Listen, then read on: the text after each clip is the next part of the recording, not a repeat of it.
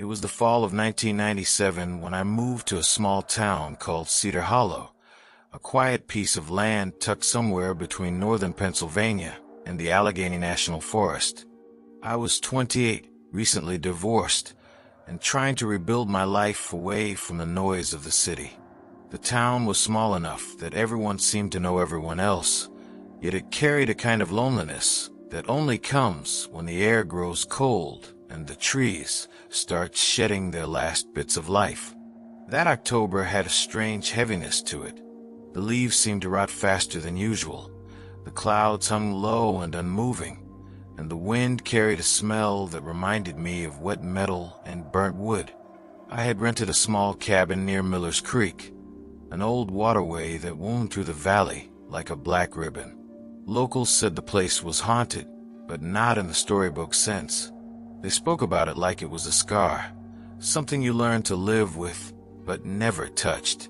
At first, I didn't believe any of it. I was too busy trying to find peace, waking up early, hiking the ridge trails, and taking pictures of the forest to send to my daughter back in Ohio. Life was simple again, almost too simple, until Halloween week crept closer. That was when everything started changing. The first sign came in the form of silence, the kind that wraps itself around you so tightly that even your heartbeat sounds too loud. Around October 25th, the forest animals seemed to vanish. I stopped hearing the distant calls of owls at night or the rustling of raccoons near the creek.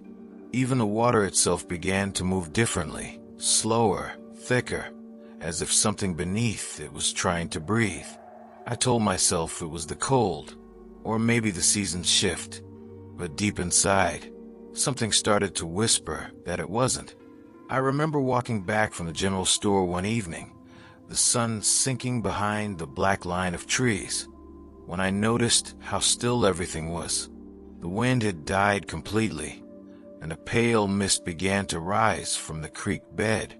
The air felt heavy, like it had weight, and when I exhaled, my breath didn't drift away. It hung there, suspended, shimmering faintly in the dim light. That night, I couldn't sleep. Every time I closed my eyes, I hear faint knocking somewhere inside the cabin. Not loud, not even aggressive, just slow, deliberate knocks, spaced perfectly apart, almost rhythmic. I checked the doors, the windows, even the old pipes in the kitchen, but nothing made sense. When I finally gave up and sat near the window, I saw something that made my skin tighten. Down near the creek, about 100 yards away, stood what looked like a figure holding a lantern. The glow was faint but steady, swaying slightly as though the hand holding it trembled. At first, I thought it was one of the locals fishing at night, but the figure didn't move. It just stood there, facing the water. Then, slowly, the light lowered until it vanished completely into the mist. The next morning, I found wet footprints on my porch, bare human footprints. They started at the edge of the steps and stopped right at my door. The wood was soaked dark, and the pattern was unmistakable. 5 toes, deep arch, long stride. Whoever it was had stood there for a long time. I spent the day trying to rationalize what I'd seen. Maybe a drunk wandered too far. Maybe it was kids trying to play a Halloween prank. But the tracks were too large, the shape too adult. And as the day went on, I began to notice other strange things, small details that didn't fit. My clock stopped at 3:15 a.m., and when I replaced the batteries, it wouldn't tick. The smell of wet earth filled the cabin even though the floors were clean and dry. That night, I left all the lights on, hoping to push the darkness away. Around midnight, I heard what sounded like the creek gurgling louder than before, a thick, wet sound that rose and fell like someone gasping underwater. I tried to ignore it until I felt something cold drip on my shoulder. When I looked up, there was nothing on the ceiling. No leak, no condensation. Just that faint smell again, metal and damp stone. Halloween arrived 3 nights later. Cedar Hollow was quiet that year. No decorations, no laughter, no trick-or-treaters. The only light came from the fog-diffused moon, pale and strange. I tried calling my daughter to hear her voice, but the phone line was dead. I remember sitting by the window again, staring out at the creek, when I noticed the fog had thickened to the point that I couldn't even see the trees. Then the knocking started again, louder, closer. It came from beneath the floor. Each knock was heavy, deliberate, and spaced apart with inhuman patience. I felt the boards tremble under my feet, as though something inside the earth wanted to come up. I backed away, my chest tightening, the air suddenly freezing cold. Then everything went still again. No wind, no knocks, no sound of the creek. Just the oppressive weight of silence. I must have stood there for 10 minutes before hearing the soft, wet sound of something dragging across the porch. My heartbeat thudded in my ears. The doorknob turned slightly, just enough to click. Then it stopped. When I found the courage to look through the window, I saw nothing but fog. But the footprints were back, this time fresher, darker, leading away toward the creek. And at the very edge of the path, half buried in mud, was a rusted lantern still faintly glowing, though no flame burned inside it. I should have left that night, but I didn't. I told myself I was imagining it. That fear was making me see things that weren't there. I was wrong, because what came the following night would change everything I believed about that place, and about what still lingers in the hollows where the dead never left. The night after Halloween was colder than any I could remember. The fog had thickened so much that even the glow of my porch light dissolved before it reached the edge of the steps. It was the kind of damp, suffocating air that clung to your skin, the kind that made you feel like something unseen was brushing past you. I spent the morning packing my things, telling myself I'd leave by sunset. But as the day went on, the forest itself seemed to close in. The trees leaned, the shadows deepened, and by the time evening came, I realized I had waited too long. Around 7, the power went out. The cabin sank into darkness, and the silence that followed felt unnatural, like the entire forest was holding its breath. I lit a candle, its flame trembling against the drafts slipping through the walls. The air smelled of cold dirt and stagnant water. I told myself I'd stay calm until dawn, then leave as soon as there was light. But the night had other plans. Around 9, I began to hear a faint humming outside. It was low, almost like the sound of someone exhaling slowly through their nose. It came and went, weaving through the windless air. At first, I thought it was just the creek again, but then it grew louder, more deliberate, moving in circles around the cabin. My hand shook as I gripped the candle tighter, watching its flame flicker each time the sound drew close. When the noise stopped, I made the mistake of looking through the window. The fog outside glowed faintly, as though lit from within. I squinted, and that's when I saw them. Shapes, half-formed silhouettes, drifting just beyond the glass. Dozens of them.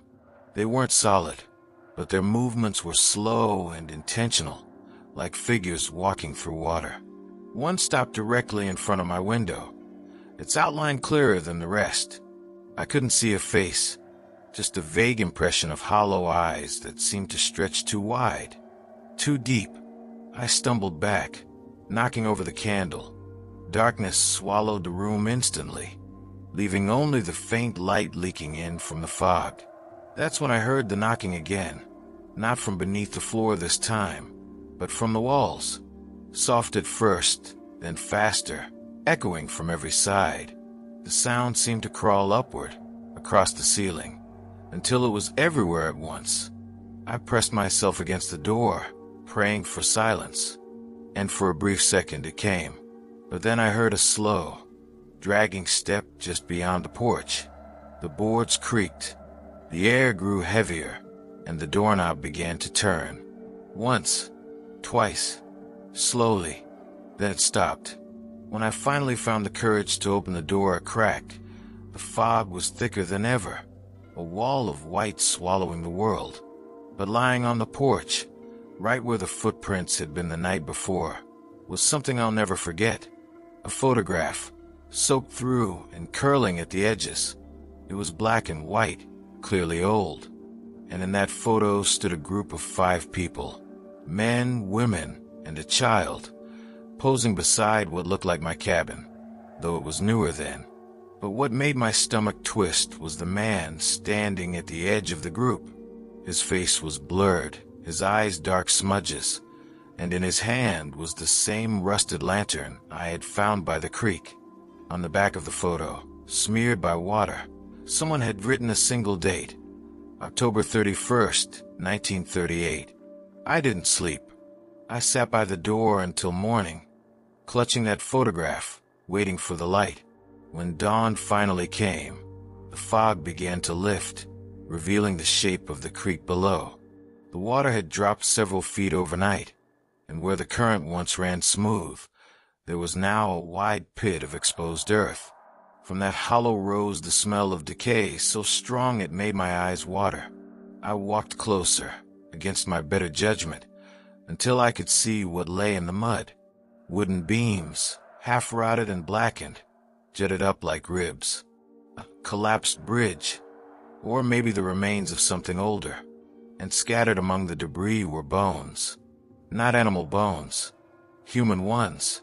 That's when I remembered something one of the locals had said to me when I first arrived, something I had laughed off at the time. They told me Miller's Creek was named after the Miller family, settlers who vanished in the late 1930s when a flash flood destroyed their homestead. The bodies were never found, just rumors that the flood had buried them deep in the riverbed.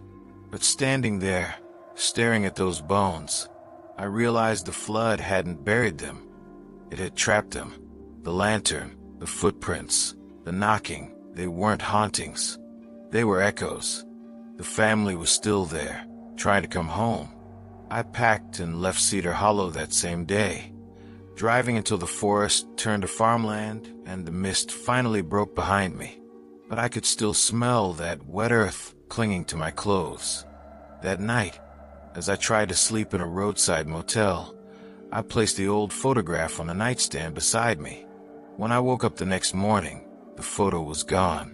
In its place was a faint, wet handprint on the table, long fingers pressed deep into the wood. I never went back to Cedar Hollow, but sometimes, on cold October nights, I still hear that same rhythmic knocking in my dreams. 3 slow, deliberate beats, followed by silence. And when I wake, there's always that same smell in the air, metal, mud, and the faint, impossible scent of fog over still water.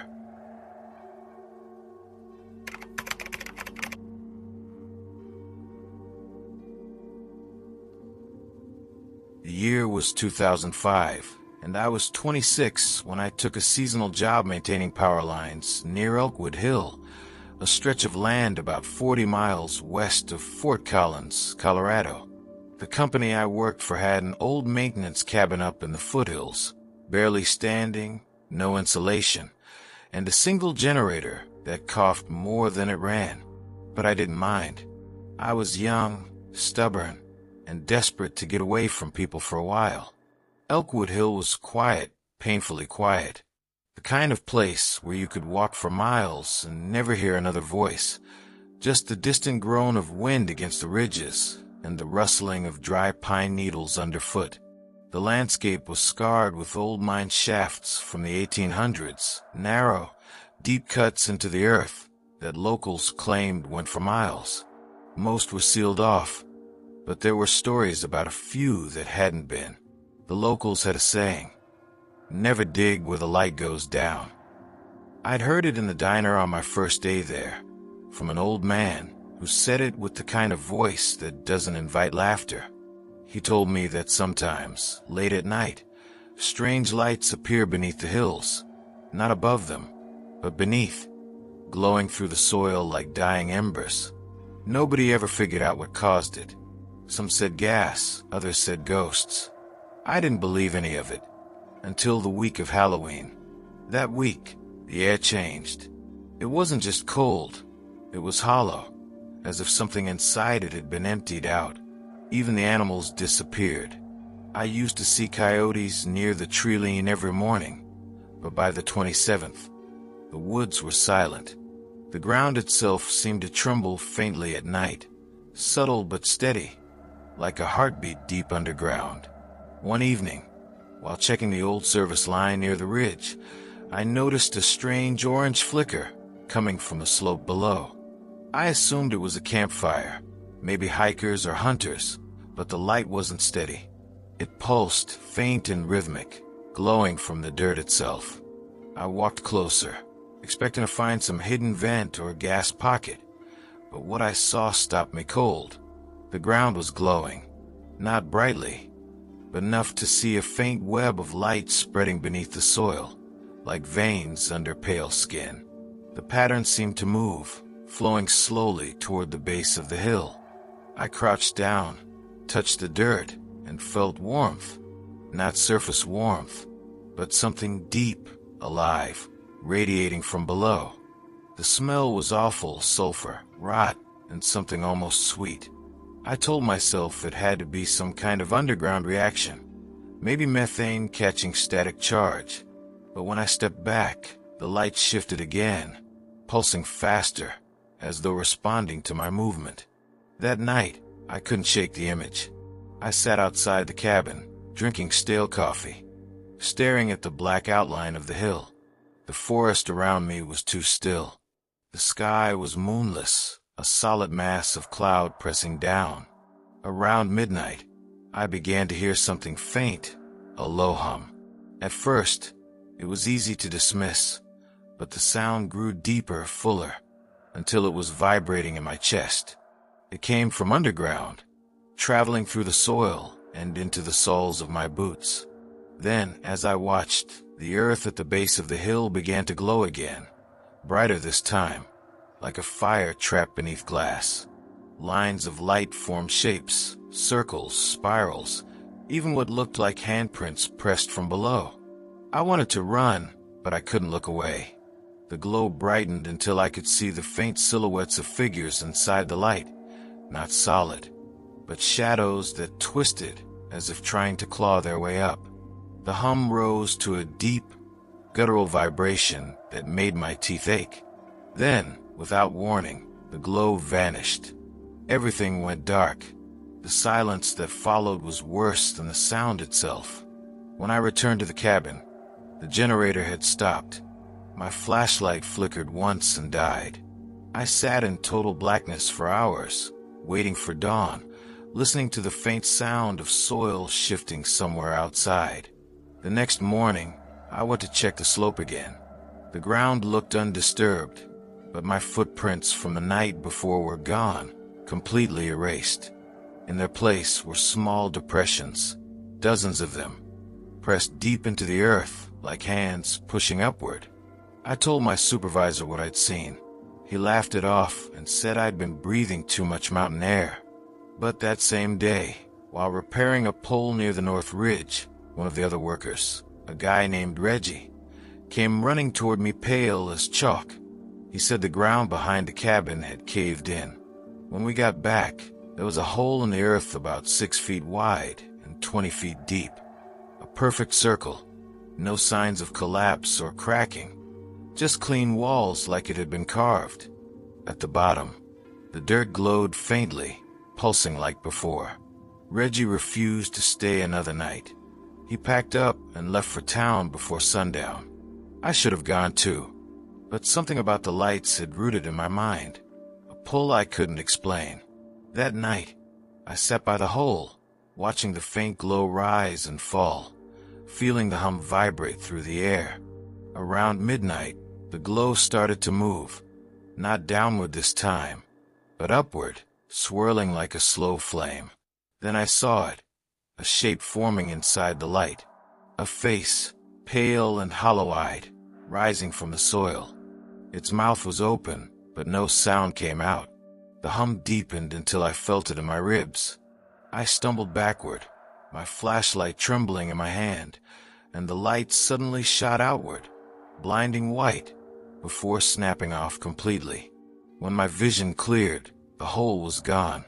The earth was flat again, not filled in, just smooth, as though it had never been there at all. By sunrise, the forest was dead silent again. Not a bird, not a single sound. And as I walked back toward the ridge, I realized the light had moved. Faint orange flickers now pulsed under the ground beneath the power line path, tracing the same route I'd taken the night before. Something was following me underground. That night would be the last I ever spent at Elkwood Hill, because when darkness came again, the lights didn't stay buried. They rose, and with them, something else came crawling out from beneath the soil. The night of October 31st, 2005, is carved into my memory like a burn that never fully heals. I can still smell the air that evening, dry pine, ozone, and something faintly metallic, as if lightning had struck nearby. The sun set early, leaving the hills wrapped in a bruised twilight. I remember standing outside the cabin, staring at the ridge where the first light had appeared. Even in the fading daylight, I could see faint orange glimmers running just beneath the surface of the dirt, flowing downhill like liquid fire. I had already decided to leave that night. I packed my tools, folded maps, and tried to load everything into my truck before it got dark. But the truck wouldn't start. The engine coughed, the lights flickered, and then silence. The radio clicked on by itself, static hissing softly through the speakers, even after I turned the key off. It sounded faintly like whispering, as though the signal was trying to form words, but couldn't. I pulled the battery cables free, but the sound didn't stop. The static kept going until I stepped away from the truck, and then it cut off. The wind picked up, sudden and sharp, carrying a low hum that rose and fell like distant chanting. It came from the direction of the ridge, the same low vibration that had haunted me for days. As the last of the daylight drained from the sky, the entire hill seemed to exhale. A shudder rippled through the ground, subtle at first, then harder, enough to rattle the cabin windows. Dust fell from the ceiling. I ran outside, and that's when I saw them. The lights, not just below the ground this time, but rising through it, as if something beneath had finally broken free.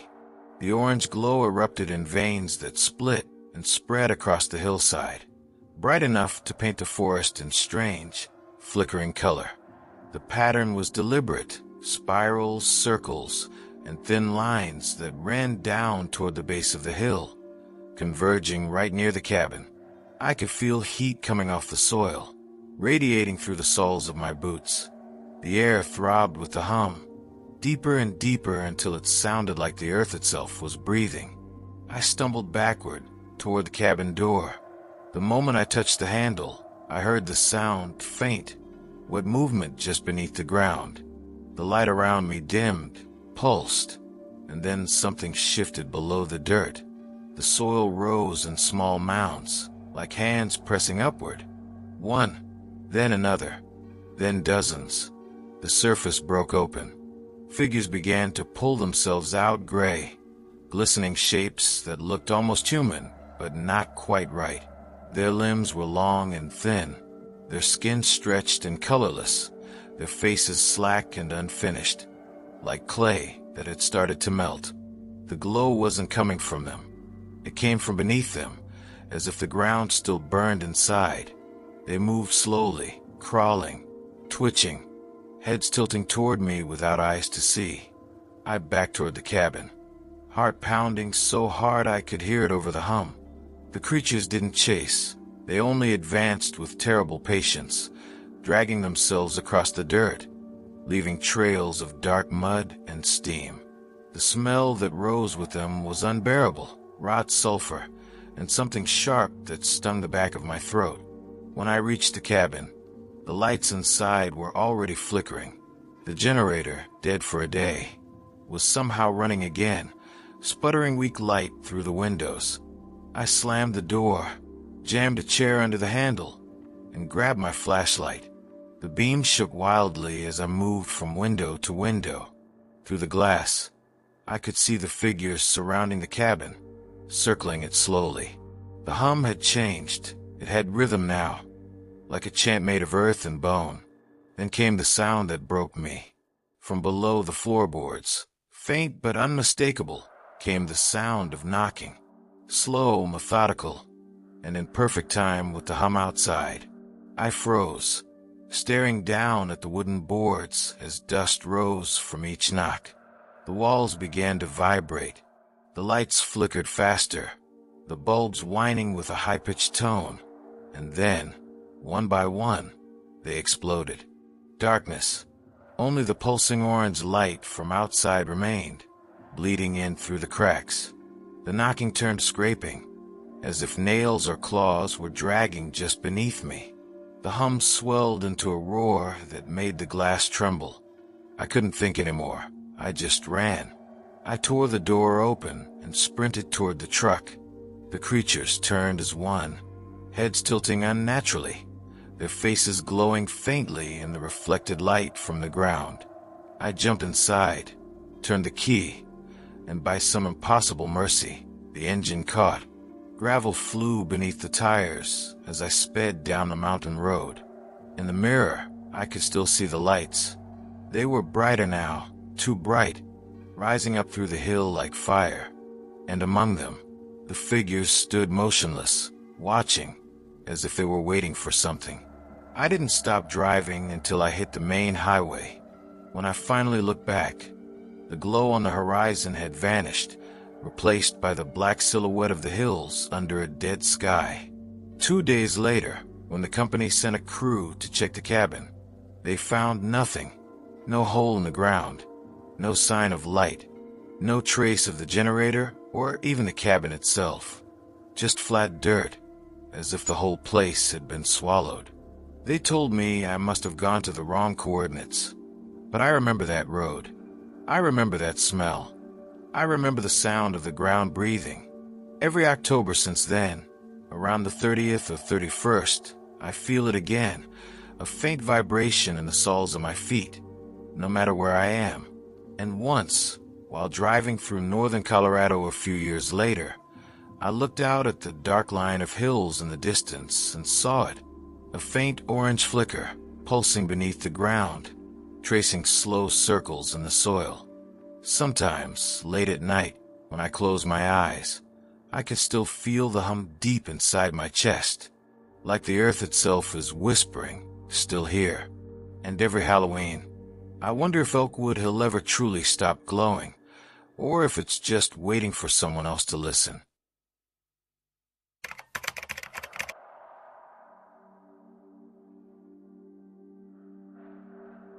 I never planned on spending Halloween alone in a cemetery, but life has a way of making decisions for you when you stop paying attention. In the fall of 2014, I was 39, newly widowed, and trying to hold on to the only job that still gave me a reason to get up each morning. Night caretaker at Hollow Pine Cemetery, just outside Asheville, North Carolina. It wasn't glamorous, but it was quiet. And quiet was all I wanted after losing my wife, Anne. The cemetery sat on a sloping hill surrounded by dark pine trees that whispered whenever the wind moved through them. About 300 graves lay scattered over 7 acres, most of them old, cracked stones leaning at angles, names worn away by rain and time. My duties were simple: keep the gates locked after dark, patrol the grounds twice a night, and make sure no teenagers came sneaking in to vandalize the place. You'd be surprised how often they tried, especially near Halloween. But that year was different. The whole town felt hushed. Even the kids who usually snuck through the gates kept their distance, and the town's annual Halloween parade had been canceled after a storm warning.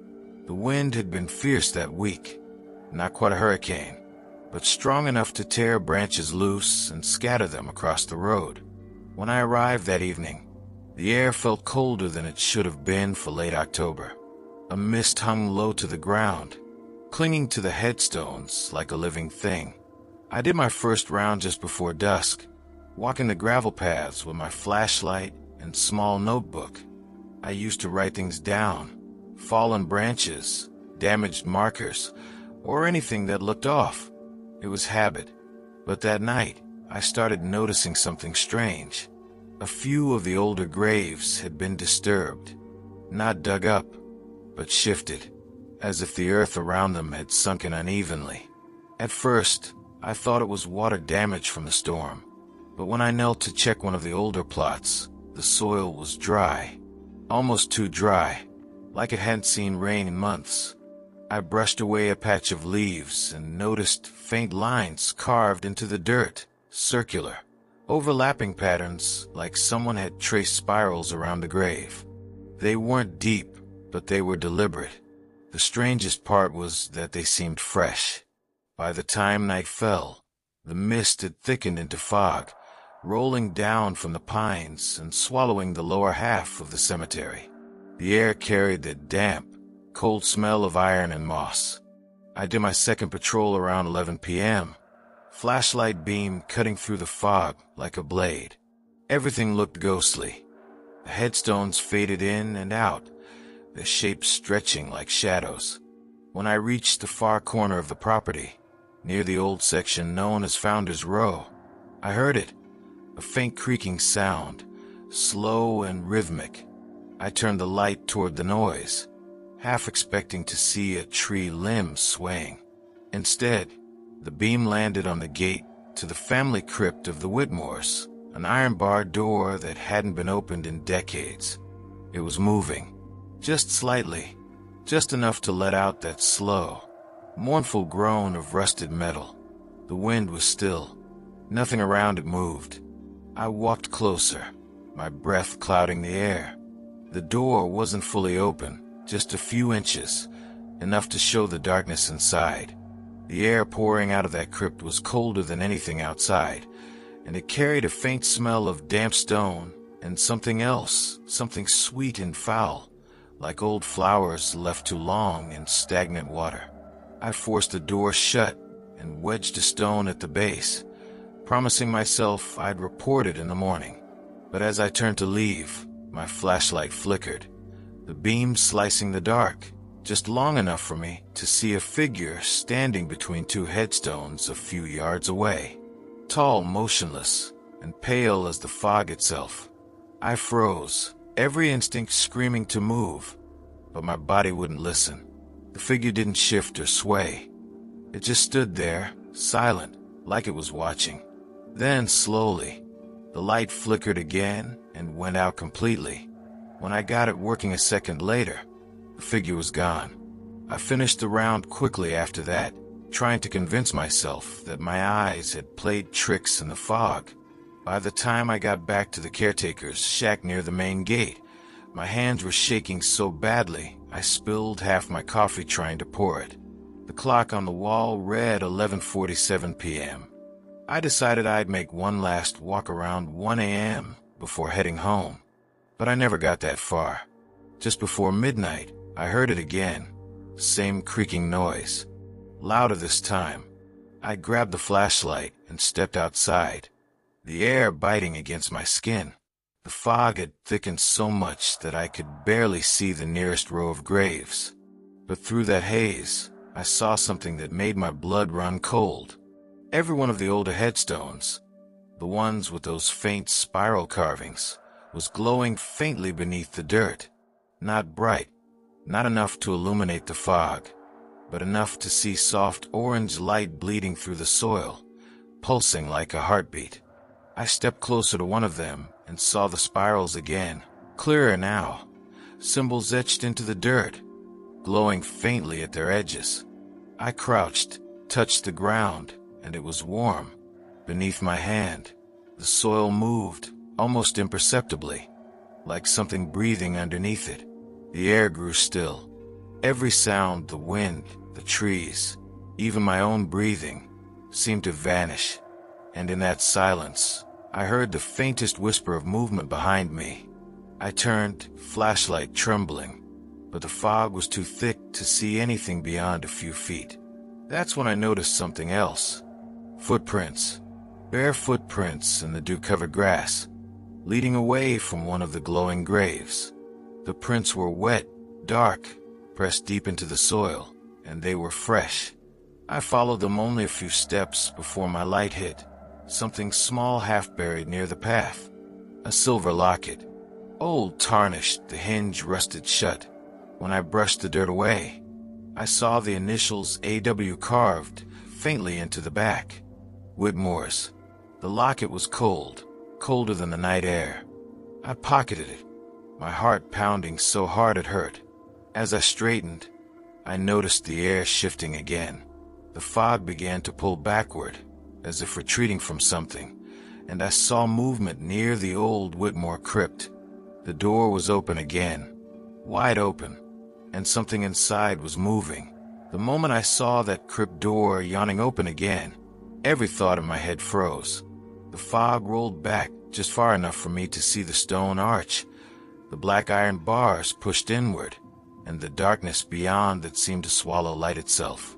The cold coming from inside felt wrong. Too sharp, too dry.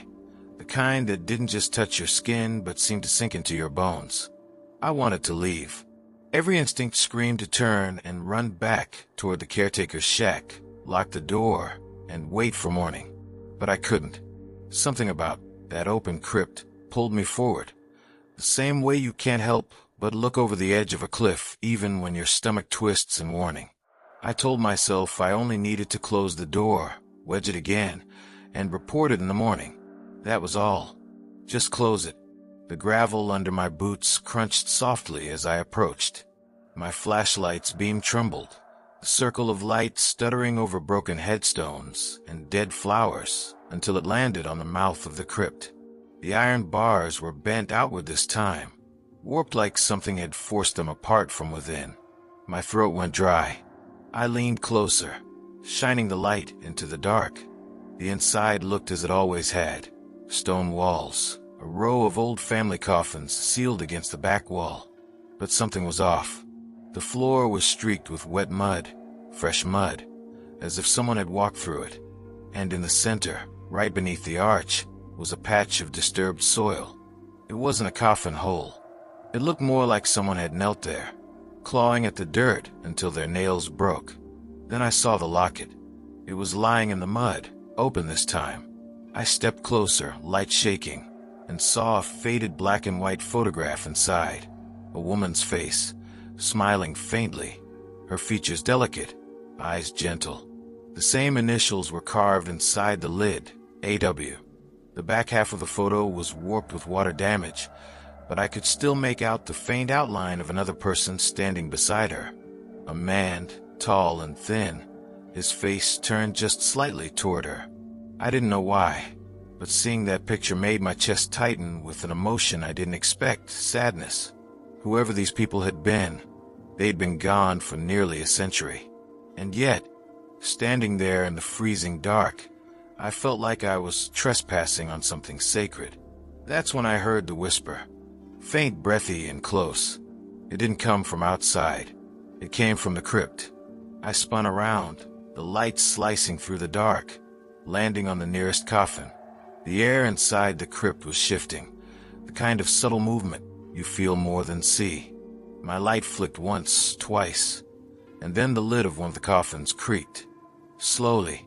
The sound was soft, wood grinding against stone, deliberate, patient. Dust floated in the beam of the flashlight like snow. I couldn't move. The lid lifted just an inch, then another, until a sliver of black space gaped between it and the rim. Something inside exhaled. It wasn't a rush of air. It was slow, steady, like the first breath after drowning. The smell that came with it was thick and heavy, damp soil, decay, and something faintly metallic. My light wavered. I stepped back, my boots slipping on the wet ground. The moment my foot hit the threshold of the crypt, the light flickered violently and went out. Total darkness. The world shrank to the sound of my heartbeat hammering in my ears. Then, from that darkness, came a noise I will never forget. The soft sound of bare feet stepping on stone. One step, then another. I turned and ran. The fog outside had thickened again, swallowing the gravestones in a milky white haze. I stumbled through it, disoriented, every step feeling heavier as the air thickened. Behind me, I could hear the faint scrape of stone on stone, like the crypt door shifting again. By the time I reached the caretaker's shack, my hands were shaking so badly I could barely fit the key into the lock. I slammed the door, bolted it, and fell into the chair by the window, gasping for breath. The fog pressed against the glass, dense enough to block the view of the graves. For a moment, I thought it was over. Then I saw the light, a faint orange glow in the fog, spreading from the direction of the Whitmore crypt. One light, then two, then dozens, forming lines and spirals across the hillside, just like the patterns I'd seen carved into the dirt. The ground was pulsing with light, each pulse matching the rhythm of my heart. As I watched, figures began to appear through the fog, pale shapes rising from the soil, one after another, their outlines glowing faintly from within. They didn't move quickly. They just stood there, heads bowed, hands at their sides, the air around them trembling. The nearest one lifted its head, and though its face was little more than a blur of white and shadow, I could tell it was looking directly at me. The lights dimmed, then flared again, brighter than before. I felt a vibration under my feet, faint at first, then stronger. The walls of the shack rattled. A framed photo of my wife fell to the floor and shattered. And then, for just a moment, through that chaos of sound and light, I heard a woman's voice. Soft, familiar, and achingly gentle. It spoke my name. Not in warning, not in anger, just in recognition. The way Anne used to say it when she was trying to wake me from a bad dream. For one impossible second, I believed it was her. I even stepped toward the window, hand reaching for the latch. But when I looked outside, the fog had cleared just enough for me to see the truth. The woman standing nearest to the shack wasn't my wife. Her hair hung long and matted over her shoulders, her skin gray and wet, her mouth slightly open as though she was trying to form words that no longer existed. Around her neck hung the same locket I'd found in the dirt. The initials glowed faintly in the dark, AW. The lights across the graveyard flared one last time, a blinding, soundless flash that turned everything white. And then nothing. When I woke, dawn was breaking. The air was still. The fog had vanished. The cemetery looked ordinary again, calm, silent, untouched. The ground where the glowing graves had been was smooth. No spirals, no footprints. The Whitmore crypt door was sealed shut, its iron bars unbent, stone cold and undisturbed. For a long time, I thought I'd imagined it all. But when I reached into my pocket, the truth came back to me like ice water. The locket was still there, closed. I opened it with trembling hands. Inside, the photograph was gone. Only a faint outline where the faces had once been. And in its place, scratched into the inner lid, were two new letters, carved rough and shallow, DW. My initials. I quit the job that same week. But even now, when October rolls around and the air turns sharp, I still wake in the middle of the night to the sound of the wind moving through pine trees that aren't there. And sometimes, just before dawn, I think I hear footsteps outside. Slow, bare, deliberate. When that happens, I never look out the window, because I know what I'll see. The glow beneath the ground, and her standing in it, holding out the locket, waiting for me to remember.